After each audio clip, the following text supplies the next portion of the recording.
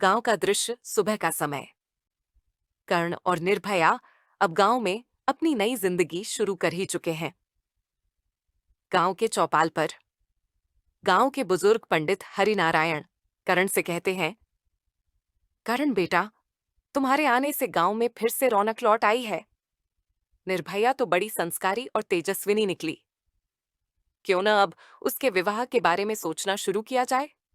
उम्र भी हो चली है और गांव में तुम्हारे लिए रिश्तों की कमी नहीं।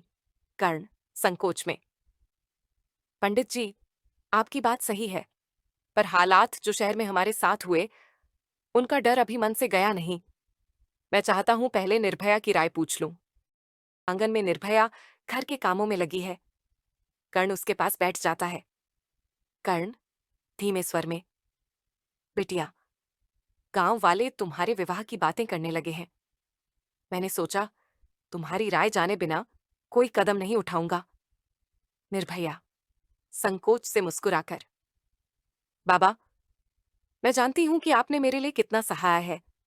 अगर आपको लगता है कि अब यही सही समय है, तो मैं तैयार हूं।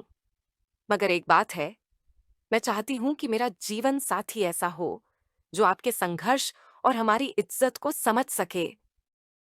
इधर कर्ण अपनी बेटी निर्भया से शादी के बारे में उसकी इच्छा जानने के बाद फिर से चौपाल पर बुजुर्गों से बात करता है।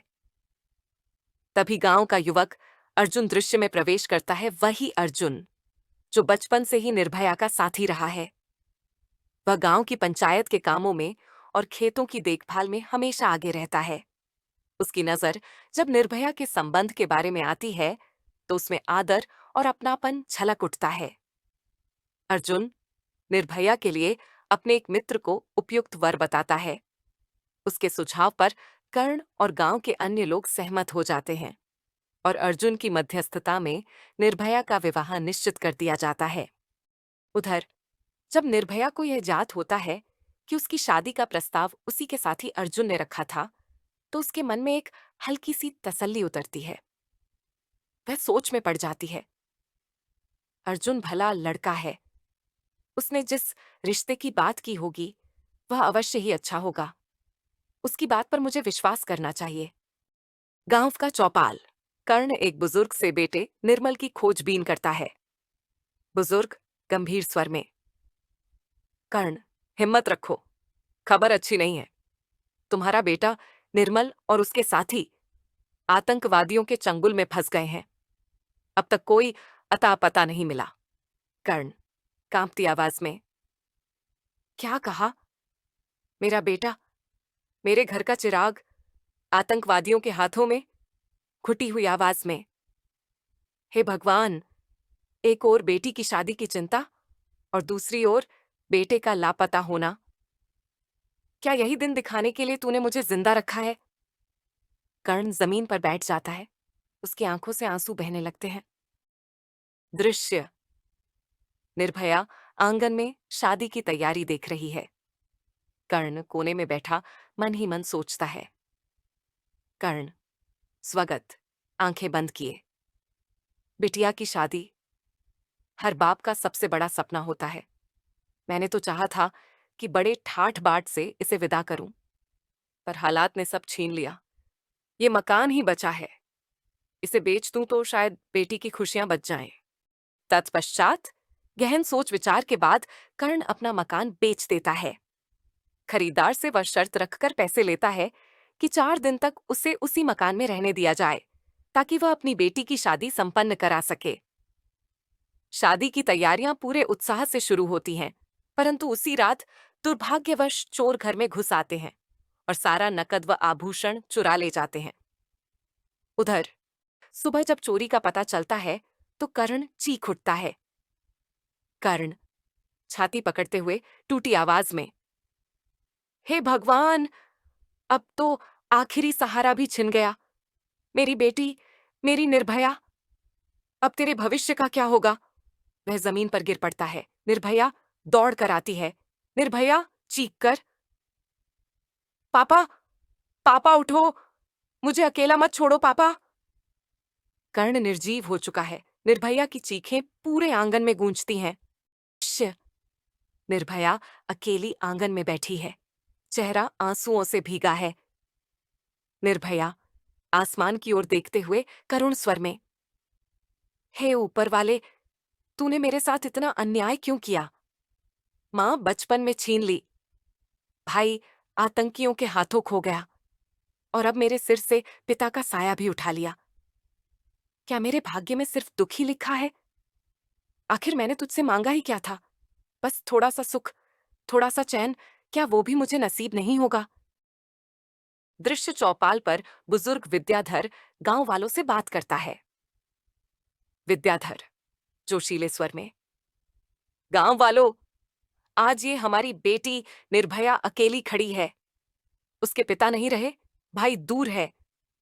पर क्या हम चुप बैठे? नहीं, आज इस गांव की इज्जत दांव पर है। हम सब उसका परिवार हैं। उसके आंसू अब उसके नहीं, हमारे हैं। आओ मिलकर उसकी शादी कराएं। पैसा, अनाज, कपड़े, जो जिसके पास है सामने रखो। बेटी की डोली हंसते हंसते जानी चाहिए, आंसुओं के सहारे नहीं। गांव वाले भावुक होकर पैसा और सामान लाते हैं। माहौल एकता और इंसानियत से भर उठता है। दृश्य, निर्भया दुल्हन के वेश में बैठी है, आंखें नम हैं। पृष्ठभूमि में पिता कर्ण की यादें चलती हैं, उनकी मुस्कान, बेटी को गोद में उठाए हुए पल। निर्भया धीरे धीरे आंसुओं में भीगी आवाज में, पापा देखो, आपकी बेटी आज दुल्हन बनी है। काश आप होते तो मेरा हाथ पकड़कर विदा करते, लेकिन मैं जानती हूं आप ऊपर से मुझे देख रहे हैं और मेरे साथ हैं। टीवी समाचार प्रसारण के बाद गांव का दृश्य, समाचार वाचक, टीवी पर आवाज। भारत सरकार के अथक प्रयासों से आतंकवादियों के चंगुल से मुक्त हुए सैनिक निर्मल जल्द ही अपने गांव लौटेंगे। वे अपनी बहन निर्भया की शादी पर पहुंच सकते हैं। गांव के बुजुर्ग एक खुशी से, अरे वाह, भगवान की बड़ी कृपा है, निर्मल लौट रहा है। अब निर्भया की डोली उठाते वक्त घर सूना नहीं लगेगा। गांव की औरत सांस भरते हुए, सच कहा भाई, पिता भले न रहे, पर भाई तो है, वही अपनी बहन का सहारा बनेगा। युवा लड़का, हम सब सोच रहे थे कि शादी का वक्त कैसे कटेगा, पर अब तो निर्मल के आने से मानो घर में फिर से जान आ जाएगी। दूसरा बुजुर्ग, हाँ बेटा, यही तो रस्म है। भाई अपनी बहन को हिम्मत देता है और ससुराल विदा करता है। अब गांव भर की इज्जत भी बनी रहेगी। गांव की बूढ़ी दादी आंखें पोंछते हुए, निर्मल की बहादुरी का तो हम सबको गर्व है, और अब उसका लौटना निर्भया के लिए आशीर्वाद से कम नहीं। निर्भया का आंगन। निर्भया यह समाचार सुनती है, उसके हाथ कांप जाते हैं, आंखों से आंसू बहने लगते हैं। वह दोनों हाथ जोड़कर आसमान की ओर देखती है। निर्भया भीगती आवाज में, हे भगवान, आपने मेरी पुकार सुन ली। भैया, मेरे भैया लौट आएंगे। अब मैं अकेली नहीं रहूंगी। निर्भया की सहेलियां और महिलाएं उसके पास आती हैं। कोई उसके आंसू पोंछता है, कोई उसका हाथ पकड़ लेती है। सहेली, देखा निर्भया, ईश्वर सबका भला करता है। अब तेरी शादी खुशी खुशी पूरी होगी।